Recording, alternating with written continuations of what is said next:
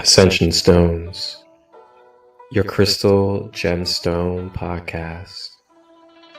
Coming up on this edition, we are exploring the world of the most known and most prolific, most expandable and adaptable crystal on planet Gaia, the quartz crystal. Quartz is highly programmable in the more of the spiritual sense, and also in the technological sense. They're making crystals that can hold memory on a 5D level, which is pretty insane. But back to this gold. Here's amethyst. This is one of my favorite amethysts in my collection. If you're really curious and want to know more about it, this piece of amethyst is from Zimbabwe, the Chibuku mine specifically. So the rose quartz is really kind of like the OG of unconditional love, deep, passionate connection. So a lot of my greater moments and my greatest development in my psychic abilities happened through the use of calcite. So be on the lookout, bottom of your hand, and you work with it by shooting energy through the tip or the small narrow point. And we have the good old ancient Lemurians.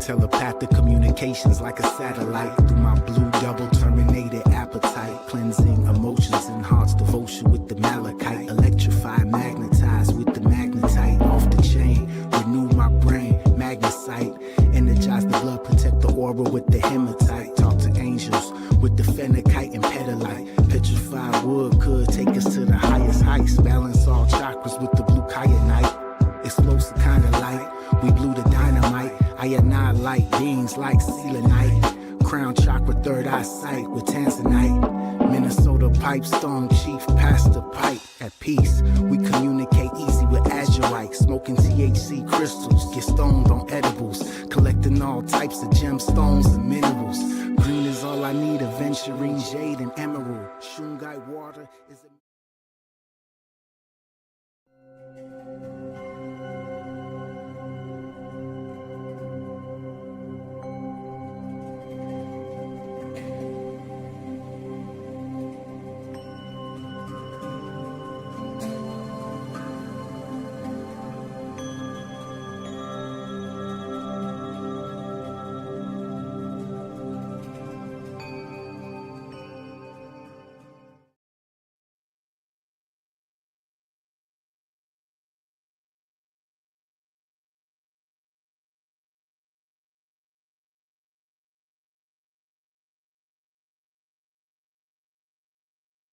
Hello?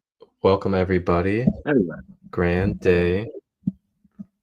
Not sure what's going on with the Wi-Fi right now, but welcome to everybody into this wonderful space as we continue this series of Ascension Stones. And this is your Crystal Gemstone podcast, and it's bi-weekly on Tuesdays, and we take place at 1 p.m. Eastern time. Now, on this journey so far, we have dived into, what crystals are as a whole, what they look like on the multidimensional planes, as in what they are metaphysically, what they are on the mental plane, as well as what they are in this physical realm. Along with that, we talked about different benefits, different conscious ways of using crystals in your life, whether it's to help balance the chakras, to help bring more healthy and well-being to your everyday life, or if it's even making crystal grids and placing them in specific points around your home and other surface areas as well. Then further on, we continued, we talked about grounding, and we talked about different stones that help with grounding. And then we also talked about the quartz family as well. And the quartz family, that was where we left off. And I tell you what, that was a very fun episode, exploring and touching on all the different wide arrays of the diverse quartz family. So with that being said, we are going to continue forward. And on this episode, we are going to be diving into not only crystals that are good for shadow work, but we're also going to briefly educate you guys and talk about what shadow work looks like holistically, consciously, and how we can really interact and do our shadow work in this everyday life. So I'm Marcus Christolight of Sacred Light, and I'm going to go ahead and hand it over to our co-host, Yuuga, and let him kick off. Okay, so shadow work is a very interesting concept, one that's gained a lot of popularity in modern times. But if I understand it correctly, it comes from Jungian philosophy of the shadow self, and understanding that we have something. It's along the lines of the subconscious, but it's kind of the unconscious part of the mind that we don't necessarily directly interact with. And it's a lot of the impulses and kind of dirty secrets that we don't necessarily acknowledge for ourselves, but it's a very broad topic, so it's hard to say exactly what it is person to person. It's going to look a little different for everyone, but generally shadow work is going to be addressing the things, the traumas, the difficulties, and the things that have stifled you as a person in your development on your spiritual journey. Now, this doesn't necessarily only apply to people on their spiritual journey. Shadow work can be applied to anyone, but I feel like we should just address the spiritual stuff and work on ways that help psychologically and spiritually manifest into healthy habits and routines. Anything you want to add to that, Marcus?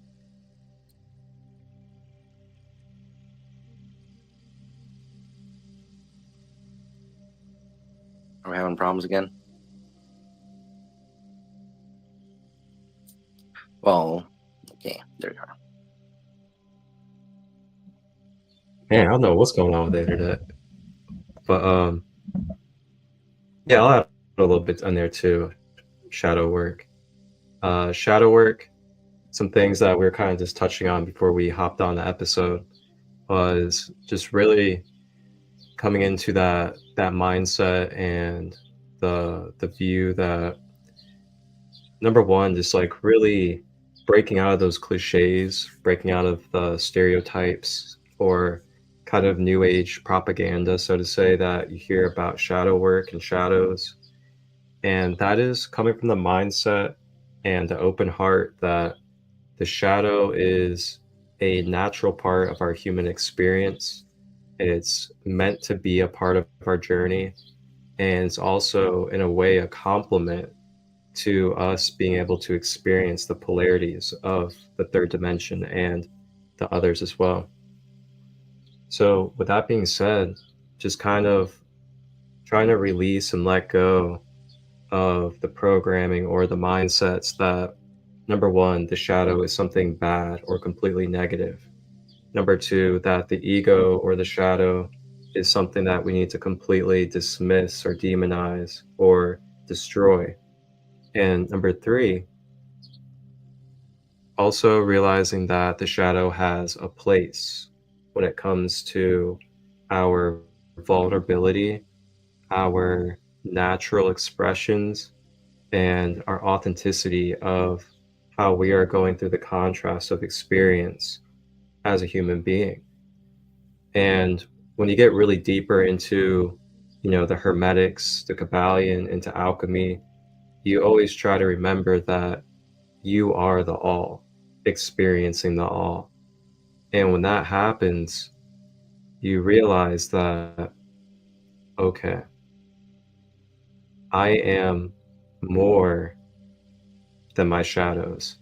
I am more than my human self, even. And then even going beyond all of that. And when you come to that realization inside yourself, and that's what you're kind of focusing and embodying, then the shadows aren't as big as you may think they are. And the shadows are part of complementing your journey, while also remembering that we don't have to attach to our shadows. Our shadows do not define who we are, and they are ultimately temporary, just like everything else in this universe. So with that being said, we can just start to release those attachments, release those cords, release those negative feelings and programming surrounding it, and just come to at least neutrality. Just neutrality and, enlightenment or acknowledgement of what is. And that is that we're here to shadow box with the Wu-Tang, shadow boxing and all that good stuff. And yeah, the more you just come to acceptance and come to a place of unconditional love for yourself and for your shadow, you can then feel more integrated and feel more connected and balanced to your shadow being in your light and your love, so to say. Because oftentimes what we find is, our shadow usually comes from, childhood patterns, childhood traumas, times where maybe we felt abandoned, times where we may have been abused, times where we could have been neglected, and things of that nature. Those are usually the things that kind of develop shadows, so to say. And then those shadows just become patterns and behaviors and other things like that. And we do our shadow work.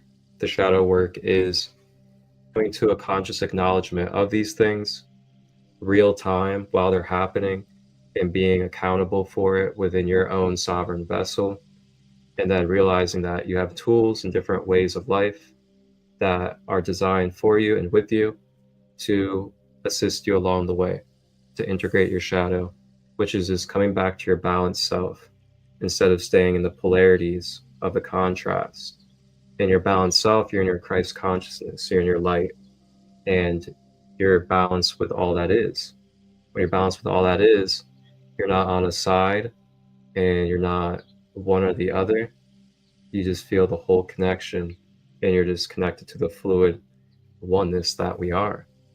So the shadow, we can go on for days about it, but I'm gonna leave off there so we can continue forward and kind of talk about some ways that you can integrate shadow and work with your shadow work with these wonderful crystal gemstones. Back to you, brother. There's actually something that just popped into my mind, and this comes from the Buddhist religion or belief, and it is a little phrase, and it goes along the lines of demon hand, Buddha heart, and it talks basically about the shadow, and it's referencing how we have to be dualistic in our nature, that we will have an earthly hand, an earthly attachment, but remember our divinity and remember the Buddha within us, and to embrace that heart of hearts with the Buddha heart. That's something that popped into my mind.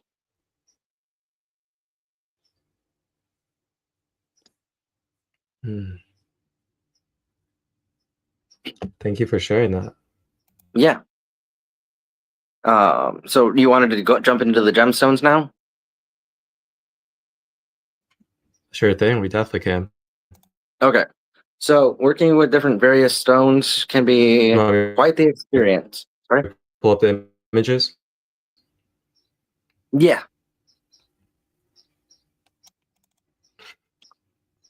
So working with various gemstones can be quite entertaining when working with the shadow. Many ways that I've gone about doing this. Some of these things will be brought up in over the episodes, but some of these things are multifaceted in nature. Going back to crystal grids, personally, I've always used crystal grids as a way to communicate with the subconscious. And whenever I get my grid ready, I select my stones that I want to work with, and then I intuitively feel what it is I'm trying to represent through my mind. And whenever I finish the grid, I'll look at it and I'll just stare at the energy and the motion of how the energy is flowing in between each crystal. And when I look at it long enough and with an open mind, I definitely see the message that the crystals are telling me, and I can see where I need to work on or what message I need to work on if there's a chakra that needs to be addressed, or if there's an imbalance based off of the position of the stone or what stone it's next to. So crystal gridding is one of the best and easiest ways to start working with the shadow self and the subconscious. And again, it just goes along with the lines of working with the subconscious, letting yourself communicate with your unconscious mind by letting it speak through your conscious actions with spiritual tools. Um, Transcendental meditation, traditional meditation, however you want to call it, taking yourself, sitting in a neutral position, either lotus position or laying flat on your back, and just clearing your mind, doing the whatever it is that helps you zero your mind out. That will be a key tool to integrating yourself, integrating your shadow, and addressing and acknowledging your shadow. Um, Along the lines of that, there's also journaling and forms of art and therapy and other ways of divination. We'll be doing some divination too. So working with tarot or oracle cards would also be great. But sticking along the lines of crystals, various stones have helped me on my journey, and this is actually a piece that I have made. Let me get this off real quick. There we go. This is a piece I made, and it wasn't intended to be a shadow stone necklace, but it has a lot to it with the shadow stones. So one of the shadow stones that I really figured would be great to talk about would be smoky amethyst. This is really dark amethyst, but we're going to say it's smoky amethyst. And then it has charoite, hyperstain, and really that's all the important ones for the shadow work stones. And we'll be going over these ones lightly. It's not going to be super in depth, but if you want to pull up just any of those crystal images, Marcus, and we'll go from there.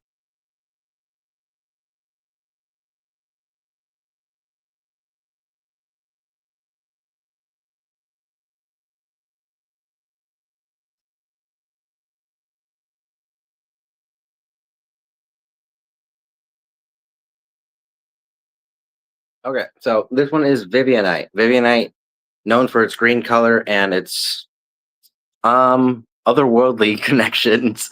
And when I say otherworldly, it's known to grow on corpses and dead remains and stuff like that. So it's got a connection to death.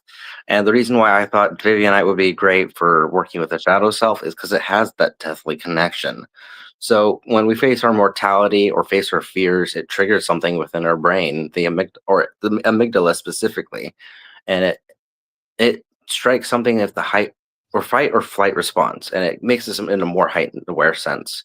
And Vivianite is one of those crystals that has a lot to it. It's very unique in color and texture. It's kind of, if you could imagine what kryptonite is, and as far as like DC Comics and Superman and all that stuff, this is honestly what you would probably think of as being kryptonite. I know a lot of people go to moldavite, but Vivianite, it's just got that unearthly green, kind of eerie green. Have you worked Yeah, with look at Vivianite that. before, Marcus? So actually, I haven't, and Oh, like just looking at it right now, like with my third eye, it's just like I know, like just you said, a lot of people think moldavite is like maybe the highest frequency or something, but like I'm feeling this right now, and I get this like it's almost like a Green Lantern feeling, like right. the Green Lantern superhero character. And you'd have that ring, and it'd be able to like transform things. Like Yeah. that's kind of the vibration I get is that, yeah, because I feel like Moldavite has that meteorite energy, but then it also has that earth energy balancing it too, though. This Okay. one, whew. Yeah. So Vivianite, it's found in various regions throughout the world. Most recognizable places will be from Brazil or Russia. Um, it's not the most easily obtained. It's not super hard to find. It can be expensive and it can be affordable. It really depends on what size and quality you're looking for. But working with Vivianite, it's very invigorating. It's very I want to say not blunt, but like straight to the point, and it will help you cut with decisiveness. So when working with the shadow, it's really going to help you mentally perceive what it is that needs to be addressed. And I feel like the healing aspect, not just because of the color, but because of my experience with it, along with the color, it's going to work with your heart center, and it's going to help stimulate that loving energy that needs to be there in order to address those things with the shadow. So pull up the next one. Awesome. Definitely gonna look into that one. All right, another another death crystal, stibnite. This one's very interesting. It's got a lot of lore to it. It's known as one of the most toxic toxic crystals. I think that depends on how it's not absorbed, how it's consumed. That used to be used in metalware or like silverware, and it ended up poisoning people because of the antimony, which is like some form of, I think, lead and silver put together, something like that. Anyways, it's not completely safe, but it's not completely harmless. Um, so be careful when working with stibnite. But stibnite, it's a really shiny, lustrous, kind of metallic crystal, kind of brittle when you hold it in your hand. So be careful. Um, Again, this one is connected to the death realm, but it really works great with the shadow side and the shadow work and the shadow self.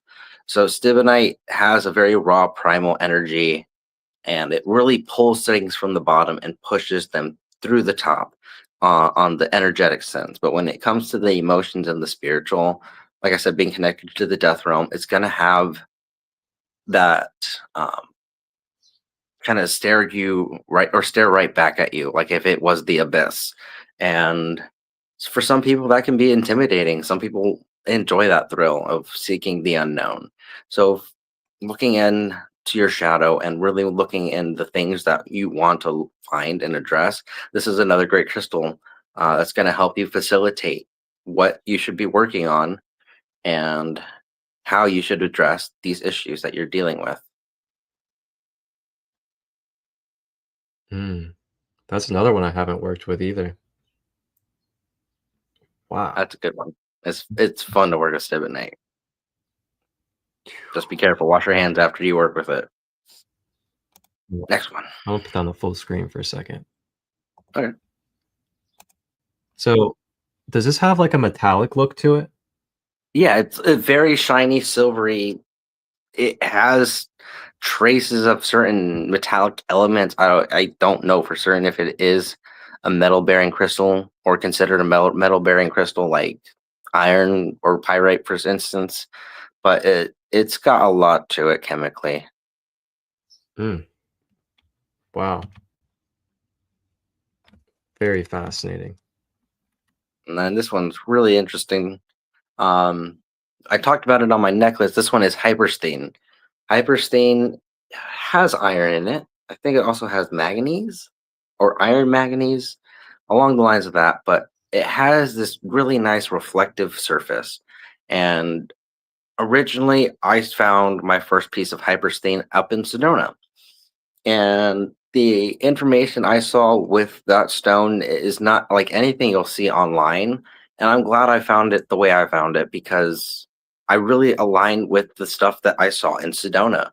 And basically, what it said in Sedona with that little card and the little crystal bin was that this was a good protection stone and a good one from shielding you against unwanted energies and really giving you a cloak over your aura.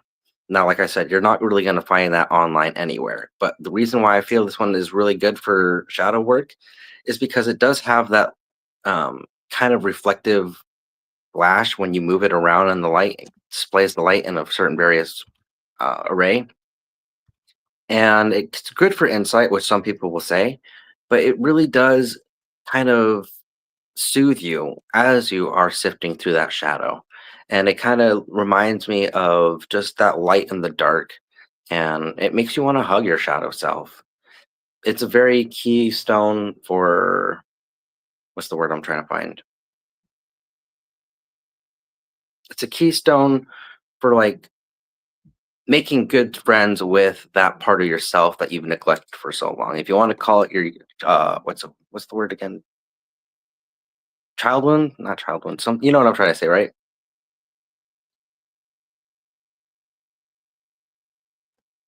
I really can't remember right now. I know what you're trying to describe. Yeah, like it's The like the way that I child kind of self see or it too is child like, wound. Can't remember. oh, the inner child Inner wound. child. There we go. Inner child. It's good for the inner child Uh-huh. and making good with the inner child again.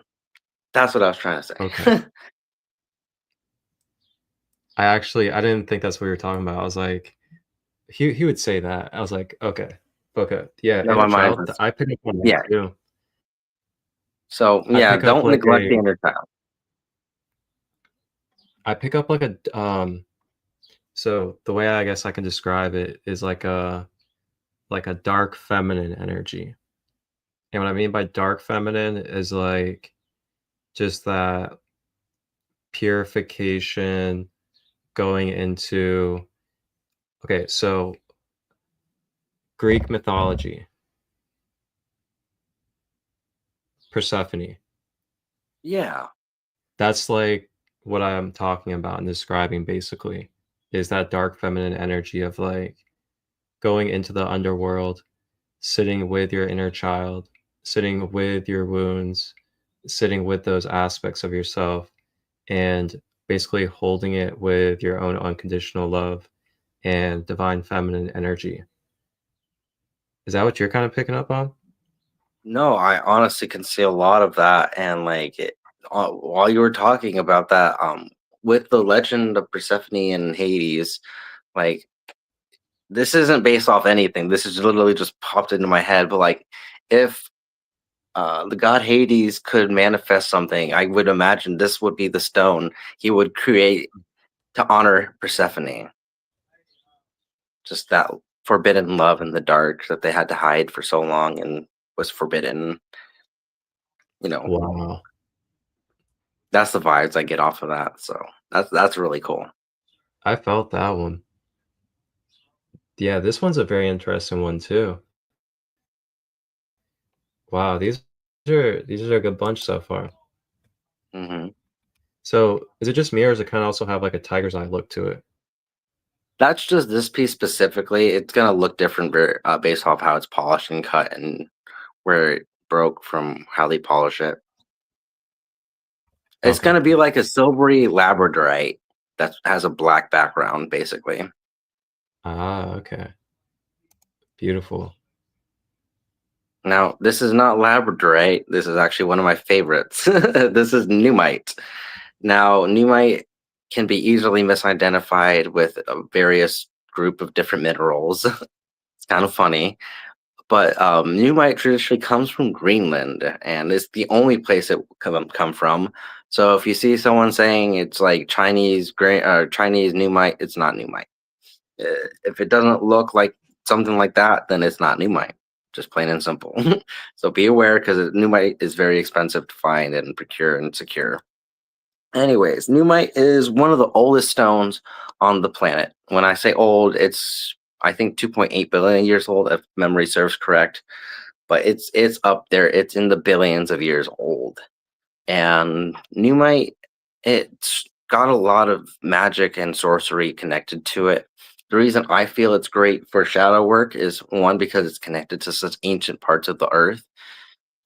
It's gonna draw out a lot of ancient healing, and it's gonna give you a connection, a direct connection to ancient parts of like physical earth. So that's the one thing I really like about crystals is it connects you to that specific location.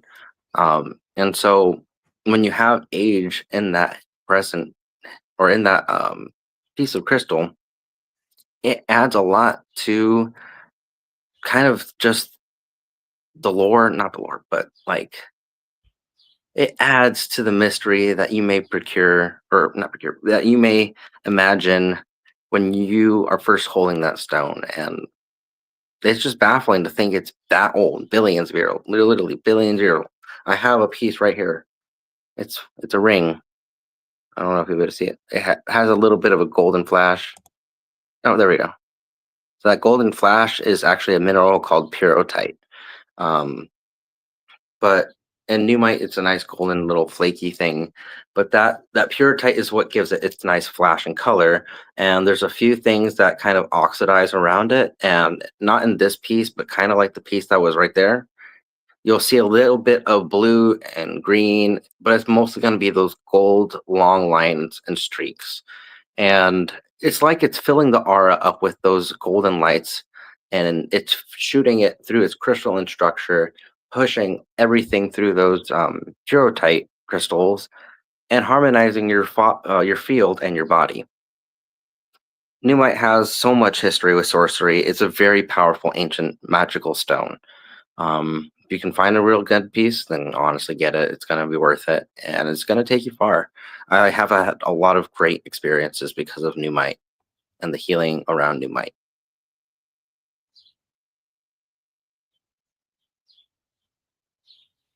Numite. No, I think I have interacted with that once, but only once though. Yeah, and you really put me on today. That says a lot because I know a lot of crystals. Awesome. Do the one with the skull because it's going to be a good because- comparison to Numite. The picture I sent with the skull. That one. Okay, if you could zoom in just a little bit. Are you able to? Yes, perfect. Okay, so that looks a lot like Numite. It gets confused for Numite, but this is actually our Fedzonite. Our Fedzonite is very, very similar in look. Its chemical composition's a little bit different. It does have bits of garnet in it. You won't be able to see it in that picture. But interestingly enough, I actually got that crystal skull from the lady that is the keeper of the third ancient crystal skull called Sammy. And I'll just leave it at that. So it's connected to ancient crystal skull energy. So astrophyllite, or not astrophyllite, our Fedzonite, these all get confused. Our Fedzonite is a really good stone, even though it gets misinterpreted as being Numite. Our Fedzonite is its own gracious, elegant piece of wonder. And the reason why I feel it's a really good key shadow work stone is one, it has that same kind of energy as Numite, but this one is going to work more for self-discipline. It's going to work more for, I want to say, your sacral, whereas the Numite will work with your solar plexus. So like they look so similar, but they're just going to work very subtly different. But the thing that you'll notice with our Fedzonite is it's going to have those long streaky flashes, and they're typically actually going to be more blue in color. It really just depends on the angle you're looking at on that specific crystal that is in the picture, but it's going to be blue to gold, and it's really not going to have any of that green that might show up in the Numite. But like I said, it typically gets confused for Numite, but it's going to have pieces, really tiny dark pieces of garnet hidden throughout the crystal, and it's actually considered a metamorphic rock. It's not an individual crystal. It's a combination of different elements and minerals pushed together, and they form to grow this great thing that we call our Fedzonite.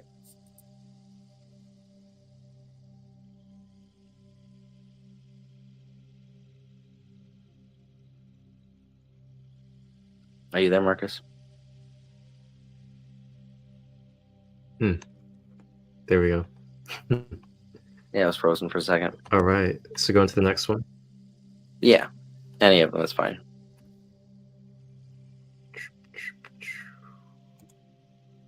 Oh, okay. Boy. This specific crystal I call the Heart of Africa. This one is a really nice Namibian Brandberg smoky amethyst scepter, double terminated with hydro. Like this crystal is insane. It's pretty up there in my collection. Anyways, it's a nice smoky amethyst. It's one of the nicer ones in my collection, if you can't tell. But smoky amethyst I picked specifically for shadow work because in the few online references there are for shadow work crystals, a lot of them will say amethyst. And just my experience with these stones and working with these energies for so long is you're going to want smoky amethyst for shadow work. Amethyst on its own is more of a spiritual crystal, in my opinion. and it's going to give you the spiritual wisdom, the information, the activation, the downloads. Whereas smoky amethyst will give you that, but it's going to give it to you in a more digestible way with the smoky quartz. And the smoky quartz is going to pull out whatever confusion or fears or misunderstanding of yourself or whatever it is that you're working on, and it's going to transmute it. It's going to make it digestible, like I said. And smoky amethyst just has that feature of that blended color, and those blended colors really do make a difference in how they're impacting your energetic body and the subtle body. And when you work with these crystals on a more personal level, these slight variations in them do make a huge difference. They really can make a big difference. And I know you worked with some of this, so tell me some of the experiences you've had with the smoky amethyst. Oh man. So smoky quartz was actually like the number one stone that was like coming up for me coming into this episode. And I think it's just because of the natural relationship I had with it in the beginning of my journey. And yeah, there's something about smoky quartz where it really brings this like securing but also mirroring look of energy where you're kind of like you're being brought into looking at the shadows, but it's also from like what feels like a more grounded and secure standpoint of doing so. And while that happens, that quartz energy is really able to be a ultimate transmuter with your intentions. And then you bring that into the blend with amethyst.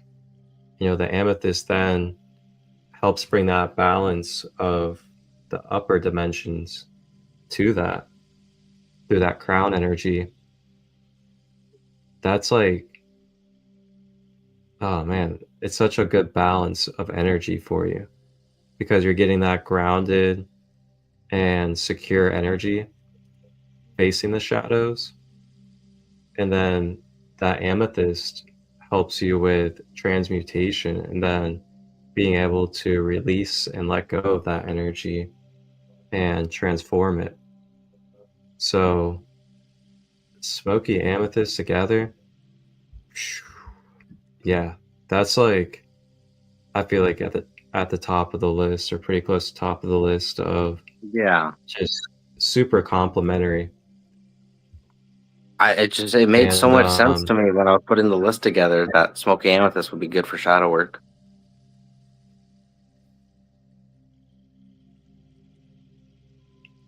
Mm-hmm. So I was going to show you guys this as well. This is a celestial, and it's smoky quartz and hematite. That's a pretty killer piece, man. Pretty killer. Ooh, yeah. It's a tabby too. I love smoky.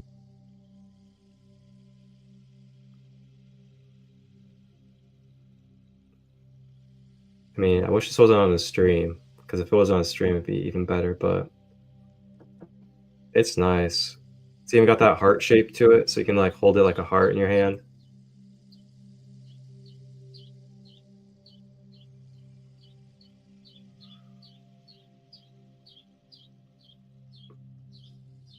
It's got a lot of the spots in it too.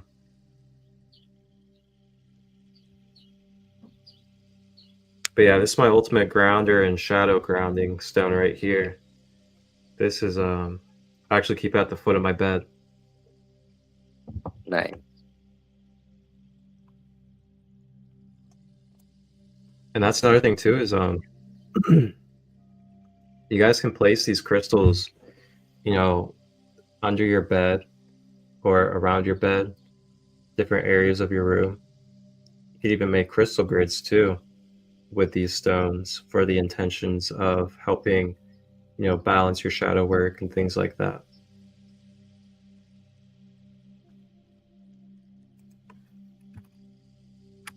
Shall we go to the next? Yes. Oh, Okay, this one good. was a really easy pick, at least for me. But I saw online some other people agreed, so it was cool how that was kind of a synchronicity. But black kyanite, specifically black kyanite, I felt would be great for shadow work because it's really a nice interdimensional crystal traditionally, and it has that activation of psychic abilities. But I feel because not just its color, but because of what it's connected to, that it works a little bit better than any of the other kyanites. If you are able to like just visually compare them on your own, black kyanite has more of like it's called a witch's broom structure, and other kyanites, I mean, they're all kind of like a kind of straight up and down energy flow of crystalline structure, but the black kyanite, it's more sprayed out, and you'll see it, like I said, in a witch's broom kind of array, and just the way it shoots energy off of itself, it just works really good on an energetic sense.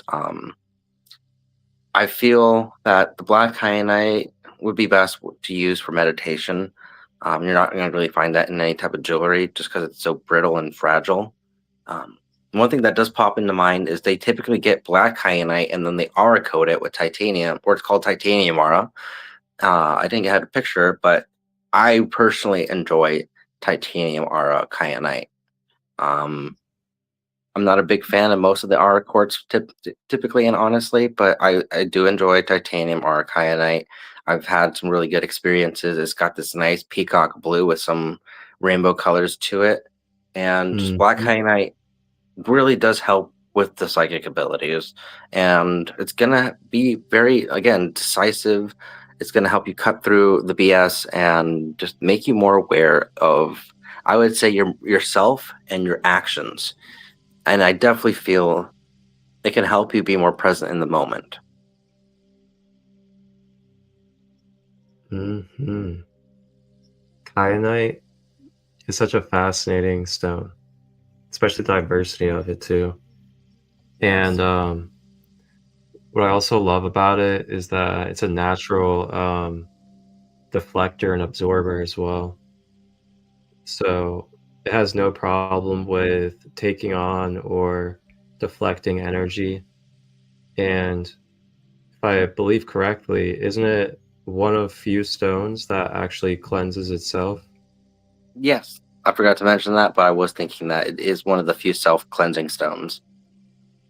Yeah. So it's going to I have a know, like, purifying effect to it. yes. And then you can get many different shades of it for different intentional purposes, like blue kyanite, green kyanite, indigo. I know there's orange too. So you can get a wide array of the different dimensions to work with when it comes to the kyanite family. Good old kyanite. Ooh. All right, awesome. This one is golden selenite. I felt most drawn to the golden selenite for shadow work because if you kind of notice, a lot of the colors are black with these stones. So golden selenite, I feel, would be a nice kind of counteract or counterbalance to the darkness, and it fills you with that golden light. As I mean, selenite's going to be used at some point in this video, but golden selenite specifically for the shadow self and the shadow work, I feel like again, it's going to work with that inner child aspect of you, and it's going to fill up those parts of yourself that need to be filled up with light and love. um, have you worked with golden selenite before? No, but wow, that is so beautiful. I got really lucky. This is It the almost looks nice like a golden selenite from Arizona that someone sourced locally. But you can find polished pieces that are in the shape of a sphere or a heart. Um, I haven't really seen them in the sticks too much, but they're pretty affordable. But this is just a nicer piece from Arizona. But it's going to have the same healing properties as selenite, just with the golden ray and the golden healing.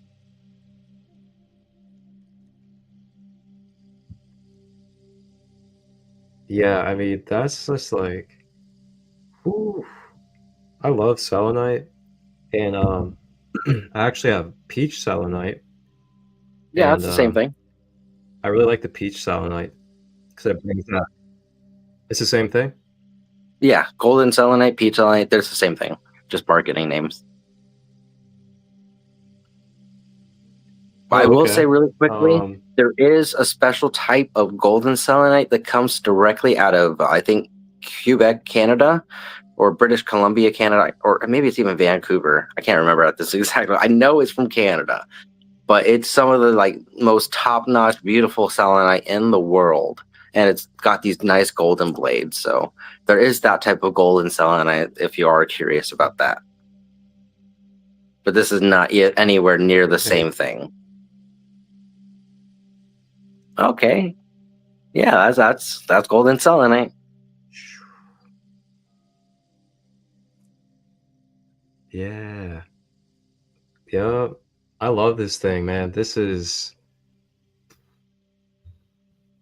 something about it, especially the shape of it. Yeah, it's got a nice So like like if you just swipe straightforward it, tabular. yeah, the swiping with it is so nice.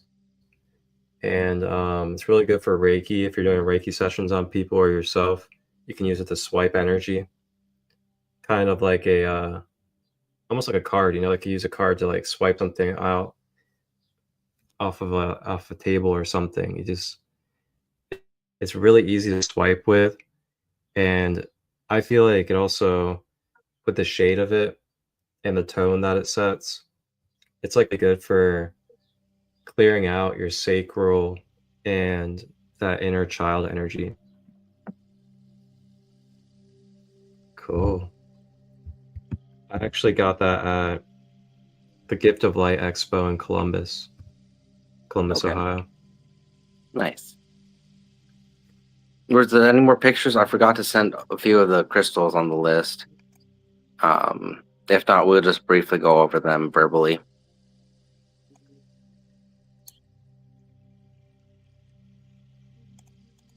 Is this all of them? Oh, there we go. Ah, Okay, so there this we is a go. nice piece. It's an interesting one to talk about.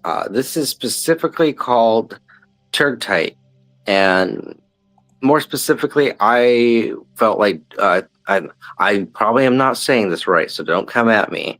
But it's like goethite or geothite. It's not geothite. It's like goethite. That's mineral specifically, which is the overgrowth with the rainbow colors. This is mixed with hematite and the geothite. We're just gonna say geothite. I know it's not correct. We're gonna go with that. It's easier for me. So the geothite with the hematite makes these really cool colors, and this comes from specifically Graves Mountain, Georgia. But geothite specifically, you can find it in individual inclusions of, I believe, amethyst or not amethyst. Yeah, amethyst. You can find it in pieces of amethyst, and you can find it in quartz on its own. You also can find just pieces of geothite. I don't have one, so we just use this one for reference. So specifically, it's really good for empowerment. It's really good for um, directly handling the inner conflict within oneself. Typically, it's a black stone. This one just happens to be a rainbow colored, but it's got this really nice, unique energy to it that you really won't be able to find in a more structured crystal. Um, it's more of like a brittly, bushy uh, type of formation in its growth, but it's just got this really unique energy to it, and I really am drawn to it for many reasons.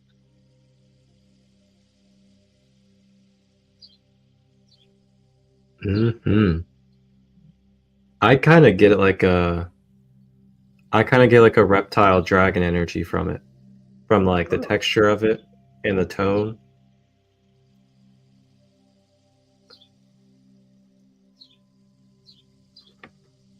Very interesting. And then if you could put I the camera on. What? Okay, that's fine. I said I was going to ask you to put the Go ahead. camera on me the next stone that I wanted to talk about, which I forgot to get a picture of, but it's on my necklace, so we'll just go along with that. This purple stone right here isn't amethyst, even though this one is. It looks like it, but it's actually a purple stone called charoite. Charoite comes from Russia. It's a very good healing for a lot of different reasons, but it works with the heart, throat, and the crown. It also it's going to align all of those simultaneously, so a lot like moldavite will do that. But charoite, it's going to work on past life karma. It's going to address those soul tearing issues that you've always been struggling with. It's got a lot of spiritual energy. It looks a lot like this other crystal from Russia called seraphinite, which is totally unrelated, but it's going to look like these kind of wavy growth lines of silvery and purple. Charoite is very near and dear to my heart for many years now, and it's always been very uplifting for me. It's always felt like Ascension stones. What? It's always felt like a really good companion in my journey. Have you worked with Charoite before? No, I have not. Oh my goodness. Kill me, Smalls. Yeah, no. I'm definitely a student today. That's I okay. love being a student.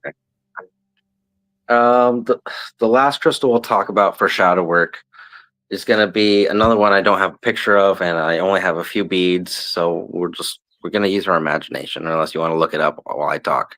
But it's called Iolite, Iolite. It's this really nice indigo blue purpley crystal. It's got a little bit of pleochlorism, so depending on the piece, depending on the way you look at it, it can shift from a really dark indigo blue to almost a brownish black color. It's really cool. It's also called a water sapphire. It's a good replacement for sapphire if you're looking for something along the lines of that color. Spiritually, it's very different than sapphire. Iolite is a very heavy shaman stone. It's going to help you integrate and facilitate different methods of doing spiritual kung fu with yourself. It's going to really test you and really question you and make you really question yourself. Iolite is one of those stones that you can use visually because of its color display sometimes. Some pieces have bits of sunstone in them, or they'll have like rainbow confetti kind of designs. But Iolite you can use visually for meditation if it's a nice enough piece. And if you stare at it and just let yourself lose yourself in the gaze of the stone, Iolite will draw you in. And I haven't had too much experiences doing that because I haven't had a big enough piece to work with. But with my interaction with doing that with similar other stones for different reasons, it's almost like scrying, not like scrying with the crystal ball, but just scrying with the intent that the crystal has a message for you, and whatever you're perceiving is the message that is meant for you in that moment. These messages usually come in images that are familiar to us, or just simplified versions of things that we've seen. But yeah, that's what I have for Iolite. I like Iolite. I have worked with that one. That is what I have worked with. Okay. So I got a piece right here of shaman stone. Shaman stone? What's shaman that one? Stone's also a pretty good one to use as well. I think that's a prophecy stone. So shaman stone.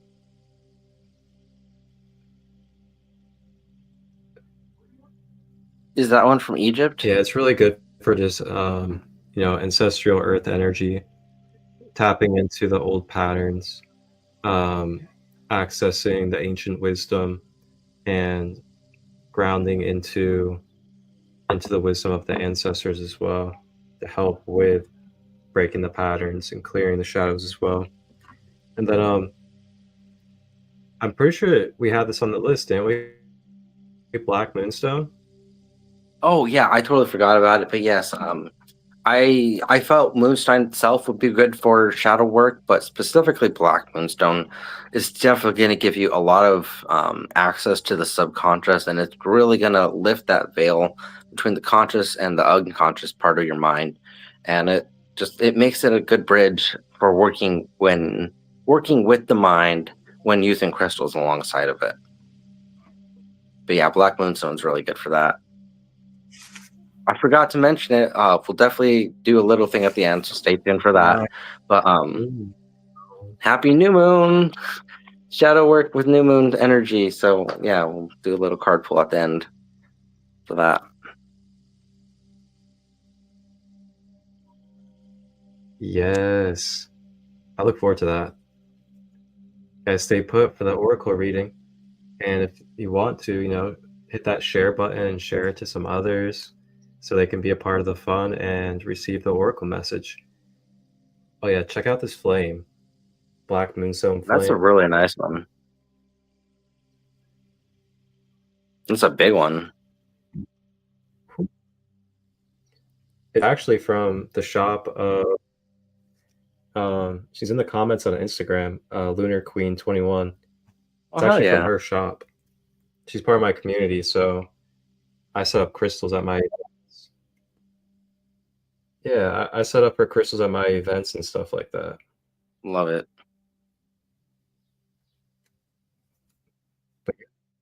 Just $68. That's it. That's a good. 68, That's a really guys. good deal. We got all sorts of good stuff out there. Mm-hmm. Black moonstone. Are there any other crystals that you want to go over?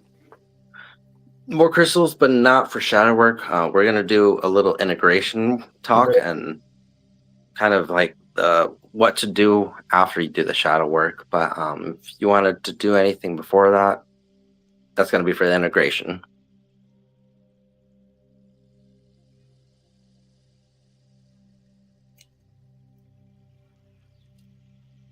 Yeah. So you go over integration? Yeah. So just think of shadow work almost like you kind of said earlier, shadow boxing with yourself, or just working out in a sense that you're working. Man, what is going on? Okay. Do you need me to repeat what I said? I don't know what's going on with the Wi-Fi today. You need me to repeat anything? Okay. So what were you just saying? Okay, so kind of like what you said earlier with What were you just shadow saying? boxing with kind of like what you said earlier with shadow boxing with yourself. Shadow work is definitely, it can be taxing and it can take a toll on you physically, physiologically, emotionally, and mentally. It's stored trauma. Sometimes it's stored trauma in the body, in the mind, or in the somewhere in the emotional self. So I wanted to talk about how to integrate the shadow work and some things to do to help the process along while still maintaining spiritual hygiene and coping mechanisms that are healthy for you to continue to do the shadow work. Otherwise, you might spiral out of control.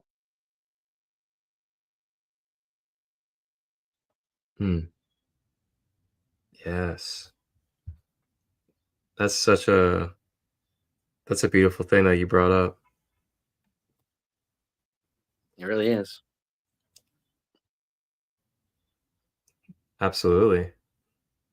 Do you have any experiences or things that you want to see first?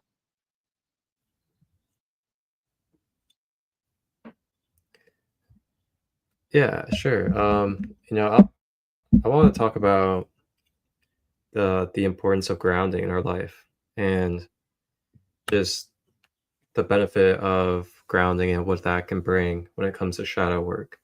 And grounding, if you guys go back to our second episode, you guys can actually watch us talk about grounding in depth, as well as different crystals you can use for grounding. But grounding, in short, is that metaphysical connection, that magnetism that is fluid and connected to the earth from our being or our aura or energy field. And that magnetic current of connection is basically like our streamline to feeling the lifeline, the abundance, and the co-creativeness of Mother Gaia and all that she is to provide us to be able to live and continue to grow and expand and experience as a human being. So with that being said, when we have this connection going very fluidly, very clear with the earth, it provides stability. It provides a foundation of more safety and that feeling of having all that you need, that internal peace, as well as a healthy nervous system and a more solid foundation. So when you have that and you continue to stay grounded in your day-to-day basis while going through your patterns, going through your shadow work, you're then able to not be so swept up by them or also consumed or taken over by the impulses, by the shadows, by the unconscious behaviors, the triggers, and much more. And also with that, part of grounding is having a healthy root chakra. And your root chakra, if you have a unhealthy root chakra, you're going to be present with the senses of emotion that manifests into fear, pain, anger, resentment, feeling stagnant, and basically being non capable of continuing forward when it comes to your being and your mentality of the safety you feel in this life and in this world. So with that being said, when you have this foundation more clear going into your shadow work and just going into your day-to-day basis of what could come up and what can happen, you're then able to face things from a more slowed down, more patient, more observer, and more detached state because of being grounded. And I just can't emphasize enough like how much of a difference it makes when you're grounded in your day-to-day basis. Because I know for me, I can easily get swept by the mental energies of life or by creating or just by, the different things that come through in life to be able to attach to, react to, and feel the energy of, especially when it comes to other people. So yeah, I'll definitely say grounding is a pretty nice key to having pretty conscious and foundational shadow work. And I'll also add into there too, this is probably more of like the heart chakra, I'd say. But giving yourself grace and giving yourself, giving yourself room to make mistakes that, again, as we were talking about earlier, you're not your shadows, you're not your experiences, not the things that you go through, but they are experiences for you to go through in a moment. And there's something that you can take from them. And with that, giving yourself grace, allowing yourself to feel unconditional love from the Creator, from all that we are, knowing that we were meant to be here, to go through different experiences, as well as alchemize, interchange, shift, and all these wonderful things that we do daily. So yeah, I definitely want to give those reminders, grounding and giving yourself grace as you go through your shadow work remembering that it's part of the journey, and ultimately it's giving you more wisdom, more strength, more capabilities in this world as you go through it and you integrate it. What about you? I can't remember exactly where this quote comes from or who said it specifically. I know it comes from, I think, the show Avatar, but something that was said was in our lowest moments we are open to the greatest states of change, or something along the lines of that. And I feel like that's really relevant. You kind of touched upon it, but I feel like working with the heart chakra, or more specifically the higher heart chakra, is going to be key for the healing and for the integration, and also for some of the shadow work itself directly. Um, one thing I really wanted to say I felt was important for the shadow work is, when you are ready for the shadow work and you're ready to address things, come from a place of sincerity and honesty. Just because someone's telling you, hey, you need to work on this, doesn't mean you are ready to work on it. So when the readiness comes from within, then the work will lay itself out for you.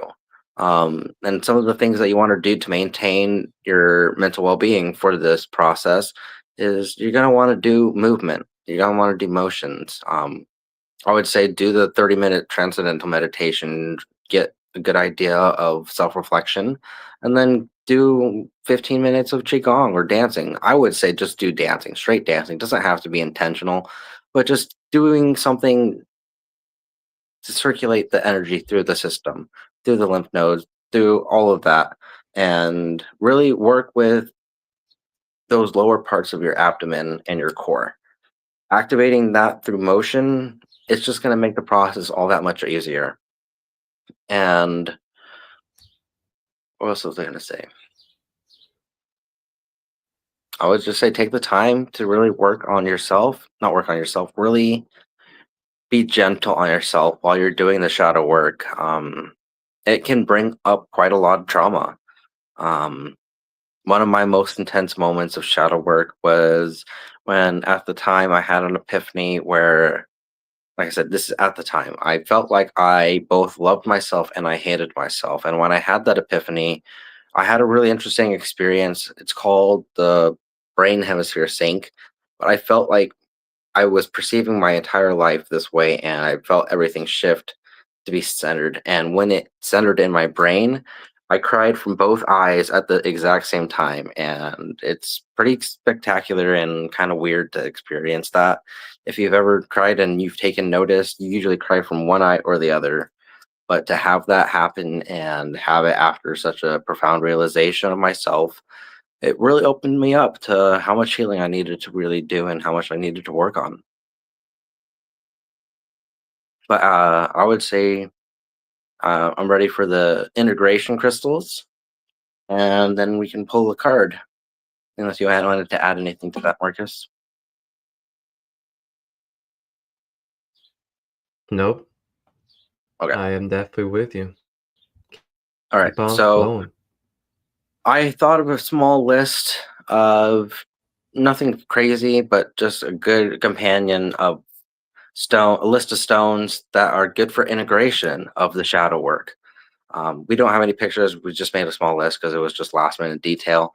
But essentially, like kind of like with the shadow work list, the first one that comes to mind is working with selenite.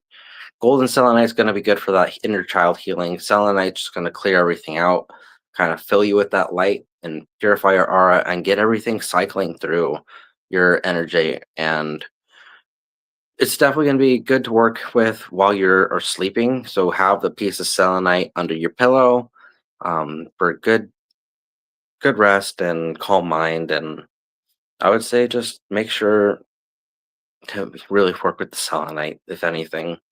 Um, I unfortunately forgot to mention it while we were on the topic, but a lot of people in the few videos that you will find on shadow work and crystals will say obsidian is good for shadow work. I would say obsidian is good for integration. Now, when it comes to the shadow work stuff, I would definitely suggest using Apache's tier. It has this inclusion in it that Did that just break?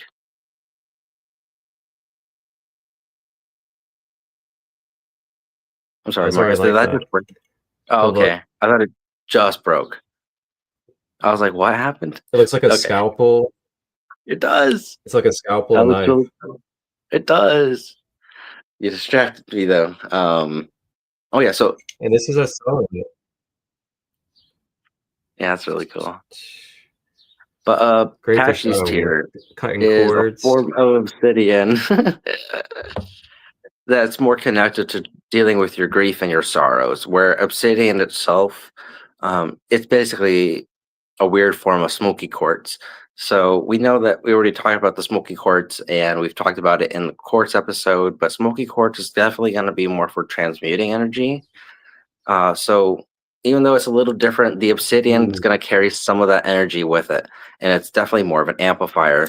So when you use the Apache's tier versus the obsidian, it's going to be a little bit more calming and a little bit more uh, subjective to what you're trying to work on. Now, the reason why I feel obsidian would be good for the integration is because it does have that uplifting, energizing effect, and it does pull energy up from the earth into you or the stone itself or the energy around it. So obsidian would be good for the integration period. Another one that I forgot to mention that was on the shadow work list, but will still be used for integration is labradorite. Now on the shadow work side, I would say larvikite would be best for shadow work specifically, but labradorite on its own, I would say would be great for. I'm sorry, I'm burping. Labradorite would be great for the integration. It's going to give you that kind of what I mentioned with the aerolite, where if you gaze into it and you kind of move it and shift it and just lose yourself in the gaze, it kind of creates a meditative trance. And it's hard to really explain the science of how it all works because it's kind of mystical, but it's kind of not. But when you take the stone and you hold it and you shift it and you let those light codes and light display hit your eyes and retinal, that coded information will, if you allow it, that coded information will hit your brain and it'll stimulate something in you, and you can physically feel it. So when you work with the labradorite, that's the really good one for the helping you self-reflect on whatever it is you're trying to integrate. Um, optical calcite. Optical calcite is going to be another one that I would highly suggest for working with the integration period. Optical calcite or Icelandic spar, however you want to say it. It's kind of grown in a rhombohedral pattern, not a direct cube, but a parallelogram. So it's this type of calcite that has this really unique property where it double reflects everything that you can look through. So if I have this right here, you're going to see an overlay and you're going to see two of them. And the reason why I feel that's so important for many reasons is because it's going to give you a shifted perspective. And in the meditative work that I've done with that on a tangible level, there are times where I've gotten my crystal and I've literally just stared at stuff and looked at it and got lost in it and let my eyes train my brain to perceive new insight and new wisdom. And it's not even like, that's not even woo. That's real stuff that I've done that works on a scientific level. And you really can apply some of these crystals in their natural state to your practice, and you will have experiences that you are not prepared for fully, but you should be prepared for the Icelandic spar for many reasons. But it's really gentle. It's easy to work with. One of my favorite ways to meditate with it is lay on my back, on my head, and place it right here at that little soft sensitive spot where the visual cortex is in the back of the brain. Being connected to the back of the brain and also to your sight, it's going to be a direct link again to your subconscious and to your unconscious mind. But it also, I can't remember what it's called, but that spot right here, that is one of the more sensitive and more spiritual, I think it's a meridian point, or it might be its own chakra, but it's really connected to a lot of the spiritual energy held within your mind. um, Is that Icelandic spar or is that sonnet? I can't tell. It's a little fuzzy. But working with that for meditative It's not in Spar? reasons. Okay. Yeah. No, I I was wish saying I could play Icelandic better. spar. Yeah, you Anyways. can see on the end there, it's like it's a little scopy looking thing. Yeah. But But you can't even tell meditative like if it's the practices. inside.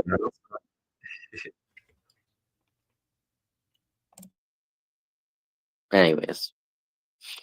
So Icelandic spar, or optical calcite, whatever you want to call it. That's one of the good ones for integrating.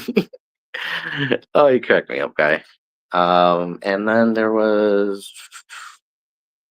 Can you refresh me on my list? Did I go through them all, or is there one more that I'm forgetting? Oh yeah, clear quartz. Clear quartz. Another good one for integration. So if you're feeling drained, you're feeling mentally fatigued or emotionally fatigued, you're gonna want to use clear quartz. Just carry it in your pocket, and that's gonna help energize you back to your optimal level of where you should be, and keep you at your baseline. So working with the clear quartz, I mean, like I said, just keep it in your pocket. But if you want to do your own other practices, feel free to do so. Just make sure you're grounding, make sure you're hydrating. That's going to be another key thing. And really take the time to take care of yourself, but also take time to self reflect on what it is you've just done for yourself. And um, some people like to go to life coaches or even shadow coaches for that specifically. But I myself feel I am my best teacher and my best, you know what I'm trying to say. Anyways, I feel everything comes from within. So these are the things that I've done for myself that have helped me on my journey. If you have support groups, go for your support groups. Always reach out if you need a helping hand. Anything else you want to add before we do our card pull, Marcus?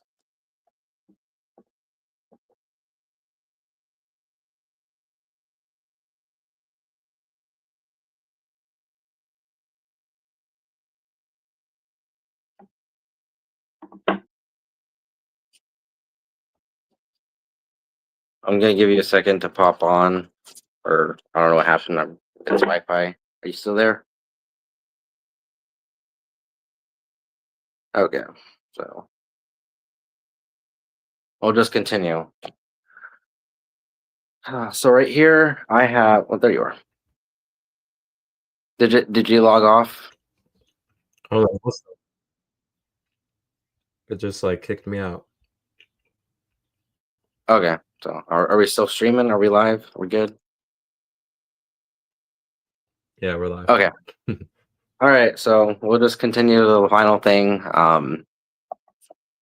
Because it's the new moon, we've been talking about shadow work and ways to integrate the shadow self and all that healing stuff. I really wanted to bring out my Star Dragon Oracle deck, not a tarot deck, an Oracle deck. This one is really unique, though, that it was made with the idea of the tarot, and this one has. Let me double check because I don't want to sound ignorant. It has the exact number of major arcana cards as there are oracle cards in this deck. So it's connected to basically the major arcana, but it has its own theme. And so what's really cool about this deck, the reason why it's called Star Dragons, is because there's a constellation hidden in every card. And there's like 3 messages for each card. There's the message of the dragon or the dragon's wisdom, and I'm going to say it's basically the dragon rider, but every picture contains a kind of humanoid person with the dragon, and it's like the dragon rider's message, and then it also has the star message. So we're going to shuffle real quick, and we're going to pull a card. And the intention behind this is to see what insight we may gain or whatever message comes through for what to do for this next new moon, and not specifically what to do, but more specifically, I should say, what key aspect of our shadow self we may need to focus on or need to integrate.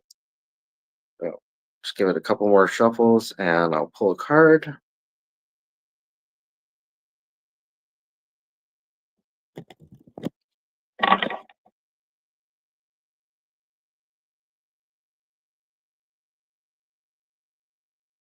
All right, and then I'm going to cut it one more time.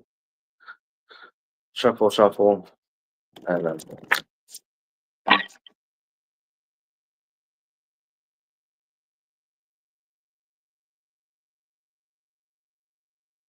All right, we got.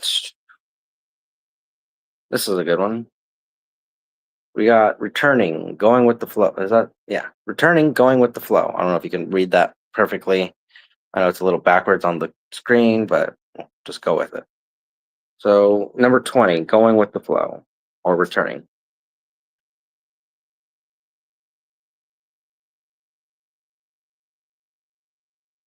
It's got everything in different languages, so I just got to find it real quick. There we go. So this card is connected with Ursa Major. I'm not sure where it is on the card. I haven't really looked at it specifically in a while, but it's connected to Ursa Major. The wisdom of, it's called the Herald in the booklet, but it's we're calling it the Dragon Rider. Seasons change and the universe ebbs and flows. The constellations shift, and in the midst of all the great change of life, your ability to juggle whatever comes your way is seemingly the only constant. Move with whatever changes come your way, flow with it, roll with it, be like water. By flowing and remaining in constant motion, this element breaks down even the mightiest obstacles. Now, the message from the dragon, it says, I'm back, spring to life better than ever. It's time for renewal. Return to the scene after a long recess to take charge and conquer. You are better than ever before. Fall goes into winter, turns into spring. You will rise again and return to the truth of who you really are. And basically the star message. Meditate on the seasons as they ebb and flow in constant cycles of the earth energies. Watch the constellations as they move about in the night sky. See the signs and change and rejuvenation in nature. How can you apply these universal principles to your own life? How can you be more adept at going with the flow? And when you reemerge from the cycle, will you make a grand entrance? So what's interesting about that is it talks about the seasons changing, and we just entered summer officially. So I see the message coming with the change of the season, so it is connected to that cyclical seasonal change, and it really feels like it's telling you to not just go with the flow, but the message that I feel is really relevant is going with the path of least resistance. That's something that's always been a key theme for me in my journey, and it's a very kind of a what's the word? Taoist. It's a Taoist mentality. It's also known as effortless action or the path of non-action.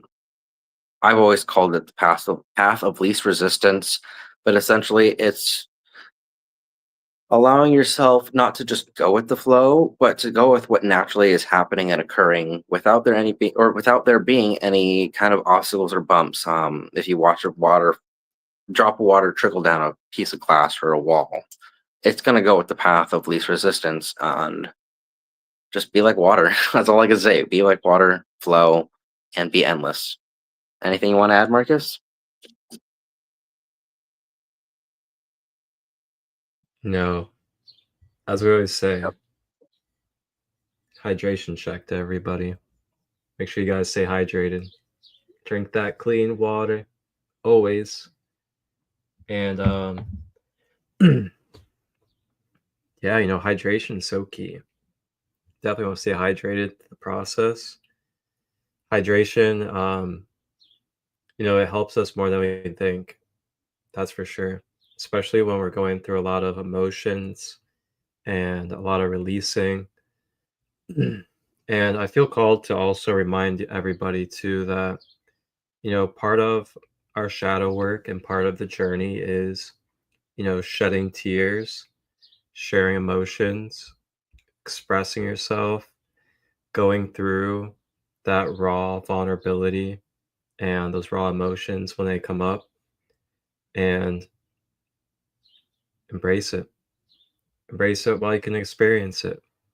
And the more you embrace it, the more you'll be able to change it, and you'll be able to lean into it and make peace with it as well. And if you guys ever, need some assistance, need some guidance, you can always reach out to myself or Yuuga as well. And we're both well versed in many different ways in how we could help bring some guidance or just reflection to you. Um, it's funny you say all that stuff about the water because water's been coming up so much lately for me. I'm starting to do water therapy, sound healing sessions here locally Oh, down at my park. And basically, I'm just setting up at the waterfall, bring my hand pan, bring some singing bowls, and I allow people to receive some therapy there. And water has just been a beautiful, beautiful reminder, especially the element itself, of just purification and just continuation, and remembering that, we can always adapt to what life has for us. And that includes when our shadows come up and when we go through emotions, we can adapt and we can accept, 'cause acceptance is a pretty big key as well. It's acceptance, accepting what we feel, accepting what we're experiencing so that we can then allow it to pass through and let go. It's okay to accept what we feel. I know it could be tough for a lot of people out there, especially, well, I'm not even going to say especially men, but I know there's men and women that have been suppressed throughout their life and haven't really had those safe spaces to express and go through emotions. So, just a reminder that that is part of your shadow work, is embracing that, allowing those to be expressed, shedding tears, and being vulnerable with each other.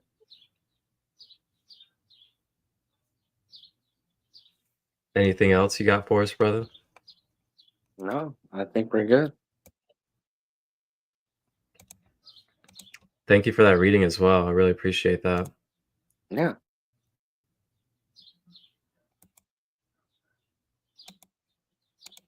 Well, with that being said,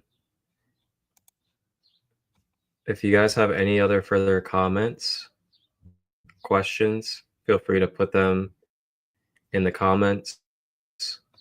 And if any live that's still tapped in the moment, if there's any closing questions that you have about a shadow work crystal or a way to use a crystal, or maybe some shadow work you're going through in this moment, I'll give you a moment if you would like to drop a question in there.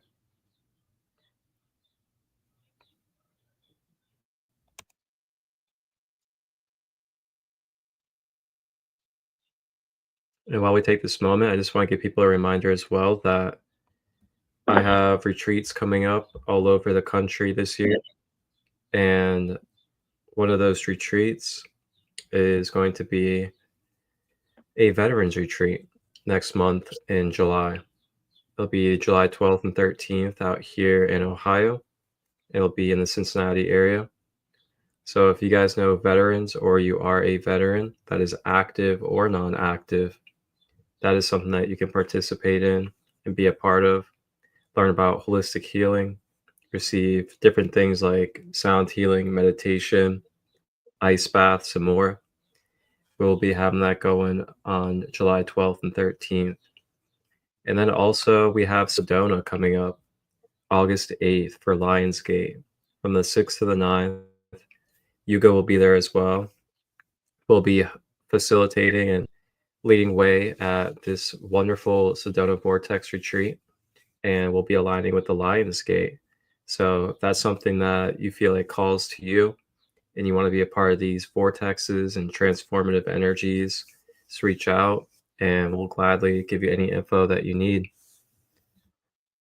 So it looks like nobody has any questions. So we can close out for this episode. And I want to thank you for being a wonderful co-host.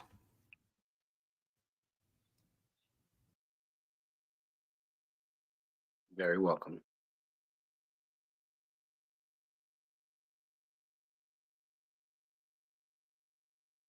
All right. So with that being said, everybody, enjoy the rest of your day.